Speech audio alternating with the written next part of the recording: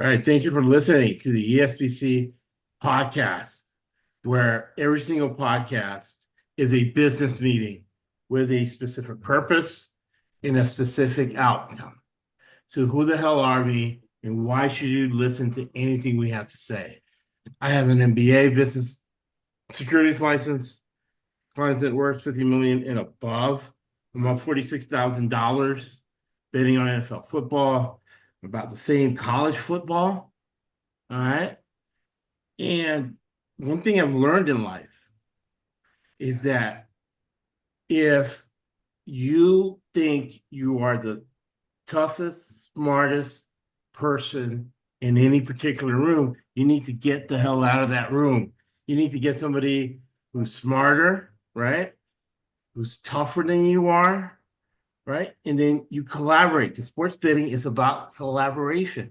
Yes, I made $46,000 in NFL, but I get picked from people all over the country. I get picks out because we'll talk about it at the end, but there's two ways to go around life, right? And the way myself and James, who very fortunate, lucky and good that that we met and that he's going to help me learn UFC, MMA, because I don't know anything about it. I see Trump at the fights. I see Dana White being a political thing, being a thing, and I didn't know anything about it. So just because I am smart betting on football, college basketball, doesn't mean I'm going to be good at MMA. So right away with James, there's certain cues that he's on it. He's ahead. He makes money on MMA because remember, time is money. So we always talk about the highest and best use of your time, right? And people talk about inflation, and money's a delicate thing. So every single podcast is a business meeting with a specific purpose and a specific outcome. So the purpose is to learn. We'll have the link to the top 10 rules of betting. Always do your research. In the same way you bet or you place a wager or you anticipate the outcome of a sporting event, it's the same way you pick a stock, same way you evaluate a business. All right.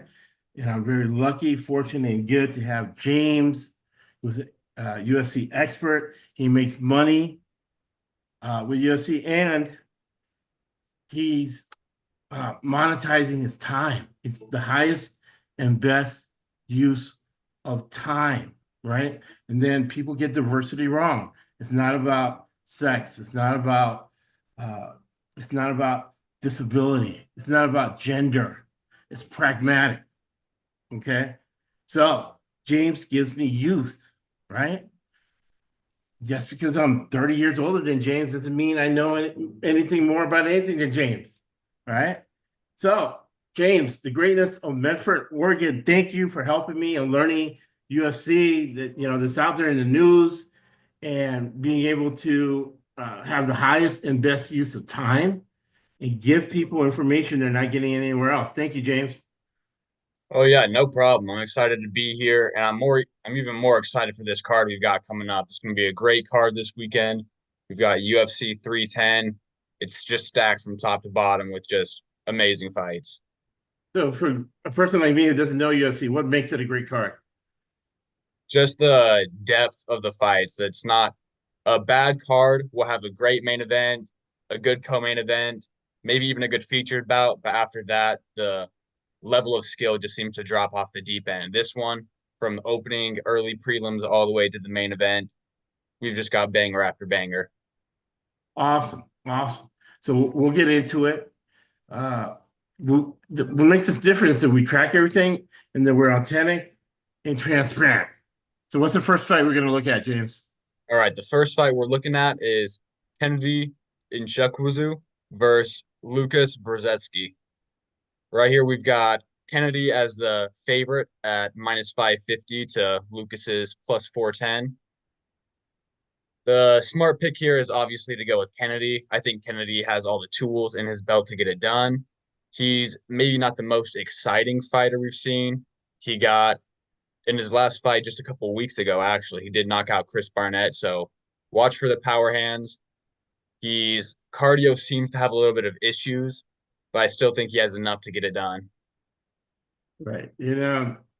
been doing sports betting for 30 years. I've been profitable the last 15 years. And yeah, I bet like $1,000 on every NFL game, usually between 500 and 1,000 on college football. How much do you bet on UFC fights? It just depends. I'm going to I like start to with bet 20 on. bucks because I don't know what I'm doing. But Oh yeah, it doesn't make sense to bet this fight because it's minus 550. I'll watch it, exactly. but you're not going to monetize it. Uh, to be 550, you have to have, you know, almost 80% to make profit. I know that in football, 52.5% is break even. Uh, and you have to Exactly. shop around. You have to shop around for the best odds, and you have to do your research. Number one rule of betting is always do your research, right? And something that James, that we hit it off right away fast, was because when you have money involved, you have a heightened awareness of what's going on. So you have insights that other people do not have. 80% of people lose betting. James Harris wins. All right. Yep. That's So, why, yeah, I completely agree with you. There's no value in that minus 550 money line. If you wanted to look for a little bit more value, there is a Kennedy by knockout for minus 150. That's one that I don't know if I would necessarily take myself. In my mind, I see it as a 50-50 chance as for Kennedy to get the knockout. And I just don't really feel comfortable betting on a 50-50. right. So, number one rule of sports betting is never bet your own team. Some people do, right? Just know that when you bet your own team, it's not a legitimate business decision. So, you're saying if you want action on this and you want to not necessarily be a business decision, you just want action, right? Which is okay as long as you're not crossing the line of mental health, because we do mental health analysis here. And making sports betting a business proposition is good mental health because you're enjoying it and you're taking the money, you're taking your wife out to dinner, right? You're not a degenerate gambler taking the money and just using it on yourself. Right? What's the next fight we're going to look at? I like that you're saying that because that actually leads us right into this next fight. We've got Clay Guida sitting at plus 700 underdog versus Chase Hooper at minus 1100 favorite. And obviously, I'm going to go with Chase Hooper here. I'm actually a big Chase Hooper fan. He's young, he's hungry, and he's just shown incredible improvement. I think he's going to go far in his division. However, there's just no value there No, yeah. at minus 1100. Right. And then you got to take your emotions off because this is a business meeting. You're wearing that Oregon State thing. Big fan of Chase Nolan, starting quarterback. I couldn't bet Oregon State games. Highly Yeah, unethical because I like the guy. You got to, so you have to. Uh, the thing about sports betting and looking at the fights as a business proposition, it sharpens your thinking. Right? You cannot get emotional. Okay. And just because look at the CEO of the health insurance company. Smart, brilliant guy. Made millions upon millions of dollars, right? But he's stupid when it came to security. Got himself killed. Right? So yeah, so just because I'm getting football doesn't mean I'm good at MMA. So I'm very lucky that I'm getting a lot of insight, and you are too, from James, man. Thank you, brother. What's the next fight we're gonna look at? yeah, of course. All right, next up, we've got Michael Chisea versus Max Griffin. Let me grab a peek at these odds real quick. So we've got Michael Chisea. This one's pretty close to a pick 'em.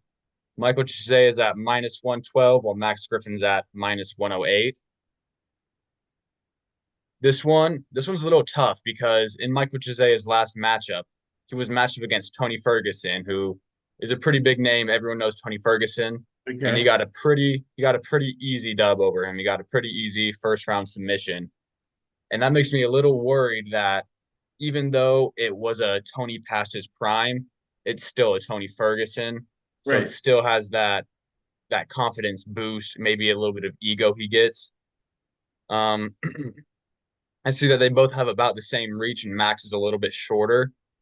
Me personally, I think that's an important factor. I like when fighters are shorters with longer reach. Okay. That, Short for longer reach. yeah, that's Okay. something that I usually look for. And Max Griffin just has a solid chin. He has 10 losses to his 20 wins, which isn't a great ratio, but the majority of his losses, I believe it was 6 out of his 9 losses by decision, were all by split decision. So in all of his losses, at least one judge thought he won the fight. Okay. And uh, back to Cooper, you said you liked him. Do you like him personally, or do you like him as a fighter? What was the reason you like Cooper? I like him as a fighter. Okay. He's a pretty young fighter. He has a lot of grit, and I just see this. I see a lot of potential in him, and especially going up against someone like Clay Guida, who's 42 years old, turning 43 the day after the fight, Ooh, against a 25-year-old in his prime. Just especially in, I think they're lightweights. It just doesn't work in MMA. yeah, that's tough. All right. Uh, the Durbin fight versus Van. What are your thoughts on that fight? So All right. who Oh are you yeah. picking Before we move that? on, I think I forgot to say who I Let me go pick. back I'm again. gonna tentatively pick Max. Chisea's grappling is very dangerous. If Chisea is able to get Max's back, it will be over for him. But as long as Max can keep Chisea off, I think he can grind his way to a decision or even a knockout victory. All right, so we're gonna go We're gonna Griffin go minus Max 20. Griffin. Okay. Max Griffin. I'm gonna put $20 on Max Griffin. All right, man. I'm giving you insight. We don't make the picks for you, but we give you a good foundation. All right. All Then right. coming up next, we've got Cody Durden versus Joshua Van. Cody Durden is 17-6, while Joshua Van is 11-2. Cody's a plus 130 underdog, and Joshua is minus 155. I'm going to go with Joshua here. He's shown incredible skill. It's a little worrying that he's so active this year. This will be his fourth fight of 2024, which means he's not taking a lot of time off between his fights, Right. especially. Go ahead. No, right. No, I'm acknowledging that I understand what you said. Yeah. So he's not taking a lot of time off. He ended his last fight. It was a dog fight, so there was definitely some injuries. Nothing crazy, no knockout or anything like that. I'm a little concerned that he's coming back so early, but when I saw he was going against Cody Durden, I'm not too worried about it. And Cody Durden's last fight against Matt Schnell, it was, I don't want to say one of the worst striking matches I've seen, but the striking was pretty awful. If he tries to strike the way he struck against Matt Schnell, Joshua Van will make him take a nap on the canvas. Mm. That's awesome, man. And I'll get into doing a motivational Monday, explaining what value is, right? Is psychological factors plus functional factors divided by time and money. And right there, you're using the time factor, the fact that he's uh, had a lot of action this year, had a lot of fighting, right? Yeah. It's wearing down. And you mentioned the records. Uh, how does UFC and MMA measure the level of competition, or is it not really any measure? It's a determination that maybe you make, James. It's a real gray area sometimes because there's some fighters who, like Charles Oliveira, for example, he's one of the greatest lightweights, but he has Right, quite a few losses on his record. That doesn't necessarily mean anything. right. When I'm looking at strength of schedule, you can have a lot of losses, but if those losses are to the top of the division, I honestly look at it as a good thing, like in your favor. Like if you have a loss to Charles Oliveira or Islam, you learned something from that loss. So I tend to look at that as a good thing. So when somebody comes from another country, right? Is it a wild card, or is it something you kind of say, hey, X amount of country, Brazil has a lot of good fighters, but Kazakhstan might not. So the guy's 30-0 in Kazakhstan. The guy coming from Brazil is 15-20. The Brazilian fighter might be better, right? Exactly. It's a real gray area because you just never know how the regional scene is. It could be worse or it could be a lot better. It could be tougher competition. There's some regional scenes in the US that just breed awful competition. But likewise, overseas, there's some good ones and there's some bad ones. Right. Yes. That's something interesting to look at. All right. All right. What's the next fight we're gonna look at? So Van Durbin, you're picking I'm picking Van. We're Van going with Joshua Van, minus 155. minus 155. All right. Next All fight is right, next. Winden and Andres. Yep. This one, this was probably the hardest fight for me to pick on the card just because both of these guys' records are not the greatest. They're both, it's kind of like a meeting at the bottom of the barrel. Right. Um, They're in the middle of the card. yeah, yeah, that's what I was discussing with you earlier. I felt like this card was organized very poorly. There's a lot of people, when we get to the So what main makes card, it there's a a couple poorly fights on the organized main card card? that should be on the prelims and vice versa. Right. Because sometimes I know in boxing, uh, if the guy has really bad defense, it makes for an exciting fight. Yeah. You know Oh, what I yeah. mean? But this is the middle of the card. I know that Yeah. people diehards, you're sitting there drinking, watching the whole card in Vegas, Hmm. Lorenzo for 10. So as I learned from James in football and everything else, the way I look at the world, there's two ways of investing. Uh, Fundamental analysis, people have gotten rich. Nobody's gotten rich with technical analysis. That's what you see on Bloomberg on CNBC. So studying the MMA, I see Laurent, not my good friend, but I run into him a lot.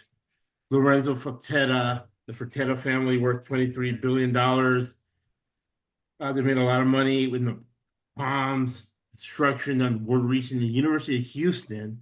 And when we were at USF, we used to play them. We didn't get any calls because I don't know if he was or not. It just seemed like he was paying off the refs. Right? So he has to make a card to have people drinking at the casino, betting fights. And this is just look purely, not knowing anything about it, just purely looking at the numbers, minus 118, minus 102. They're saying, because this is the thing too, right? This is why this podcast is so valuable. Because just because it's minus 118, minus 102 doesn't mean that's accurate numbers, right? The numbers are set to make Lorenzo Fertitta and Dana White money, not you money. That's why it's phenomenal to have James on the podcast to decipher this. So now, great insight, right? On this fight with the numbers. So you don't see a real clear winner in this. What's your lean? What was your first instinct on this? For this one, I'm gonna lean towards Anders just because ever since Weidman snapped his leg in two places, he Ooh, hasn't really been the same. He's snapped both the tibia and the fibula in his leg, lower leg. So if Eric Anders can have any bit of IQ and just attack that leg with low kicks, right.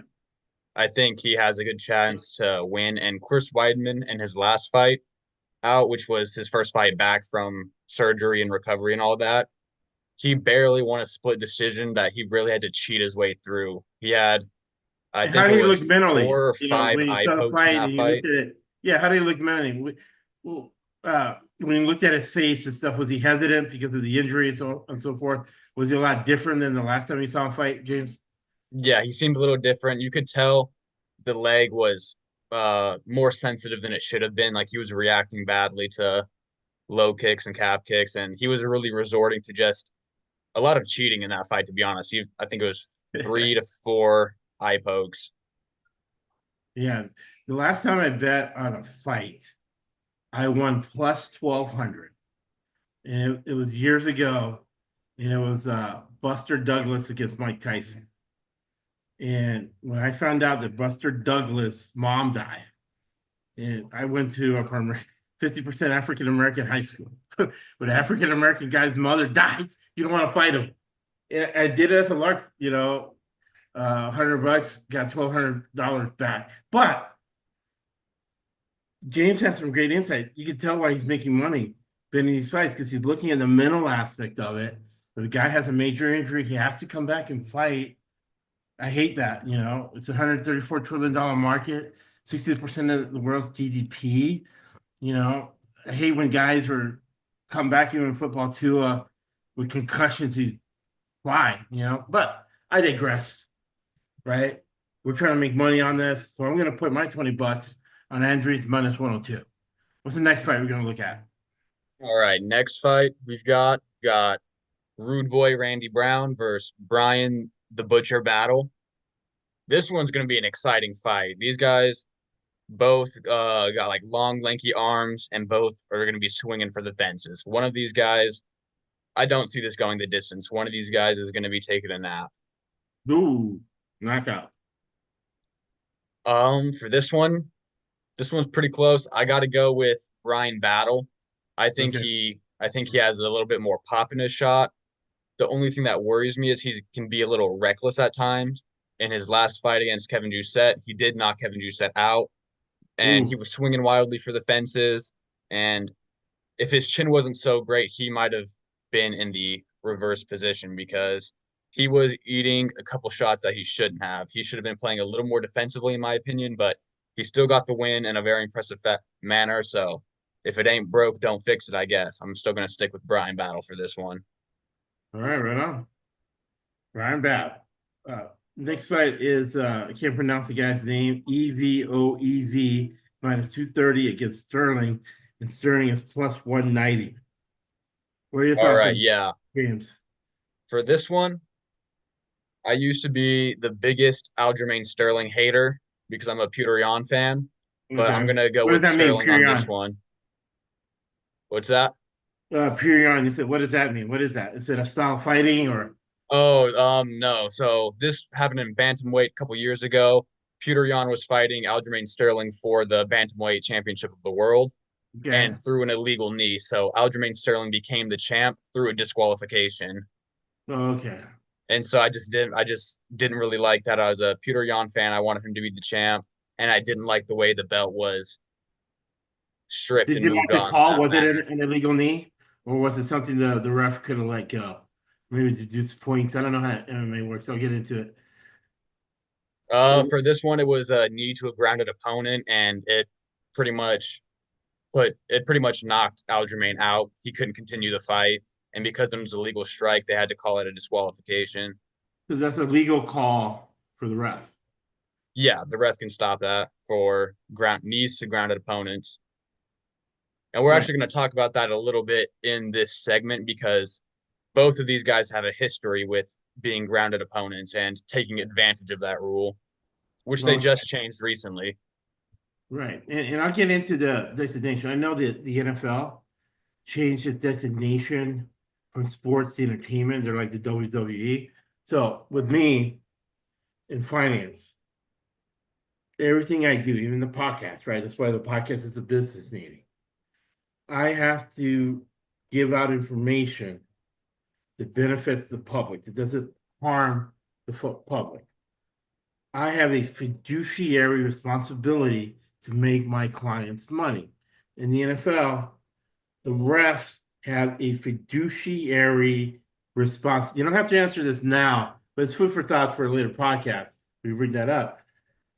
They have a fiduciary responsibility to make the league money. So it is not illegal for a ref to make a bad call on purpose if it makes the league money, right?